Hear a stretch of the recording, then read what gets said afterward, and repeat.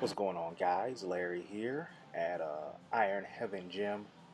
Wee hours of the morning. This morning, around about 5ish or so.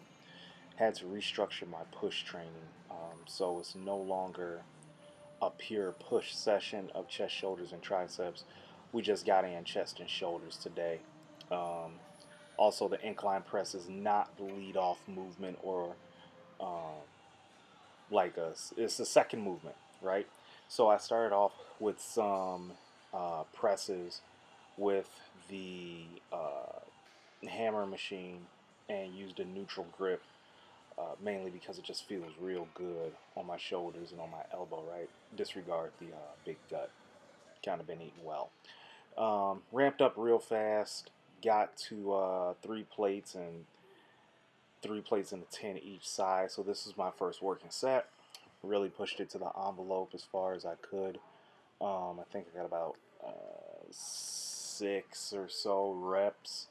Um, so, restructuring training. So, when is a good time to restructure training? When is a proper time to restructure your training?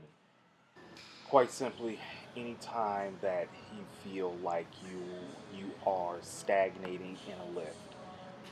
Now, that doesn't mean go change your whole workout routine, right? Which is what a lot of us do, a lot of people do. What you want to keep in mind when you're restructuring a program is that you have to take into account what's lagging. In this case, my incline bench press is sucks due to various issues, pain when I grip the bar, things of that nature, right? So what do? Instead of making it my lead off exercise or my main exercise, I find another main exercise and kind of back down the incline press to an accessory exercise. So not too heavy, not too light. So when you do things like that, when you change up the movement pattern a bit, it's good for other parts to recover or other parts of the muscle to recover. If I'm making any sense with that, parts of the muscle don't recover, but you kind of get what I'm saying. You're not training in that movement pattern anymore, right? So here we have incline press as a second movement. Now, notice I didn't start off with a fly. You'll see that I ended off the chest routine with a fly. Compare that, to a couple of weeks ago when I had started off with a when I started off with a fly to pre-exhaust the muscle. I took a tip from Trained by JP, and it's something I've been doing for years, but I lost track of. Start off with your highest output exercise first, right? So in this case, I didn't want it to be incline press, but I still wanted it to be a press. So I went ahead and went with the hammer iso bench press and used a neutral grip on it. All right, not a lot of pain. Felt really good in my hands. Didn't hurt when I gripped the handles. Right.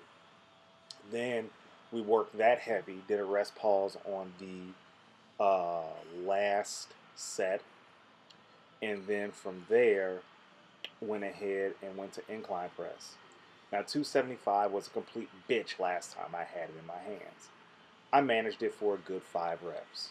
Is that impressive by some standards? No. But you want to know something? I did it pain free, all by restructuring my workout. So now I'm finishing off with flies. So here's the thing with finishing off with an isolation movement. I know a lot of people don't like the word finisher for a variety of reasons. I do. When you finish off a muscle, all right, and kind of work with me here. When you finish off a muscle, what you're really inferring is that you want a maximum amount of blood in that muscle, and then you want to induce uh, some type of metabolic work to it, right?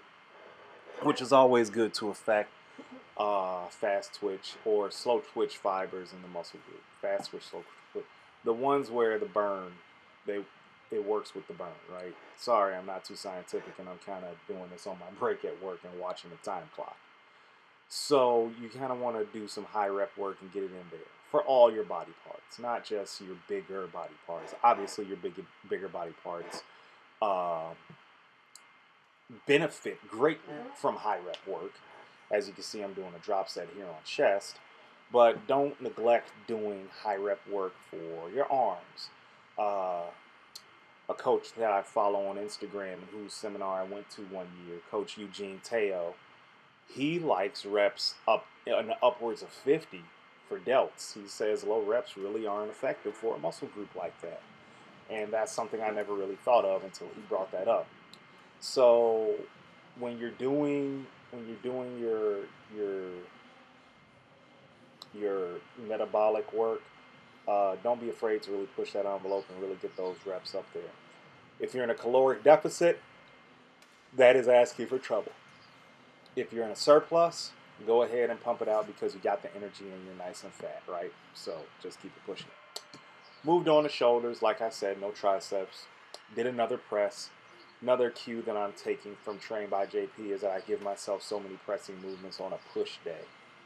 So I had 2 pressing movements for chest. It would have been 3, but the dip machine was taken, so I can't really train here at the time that I want to because the dip machine will be taken when I need it.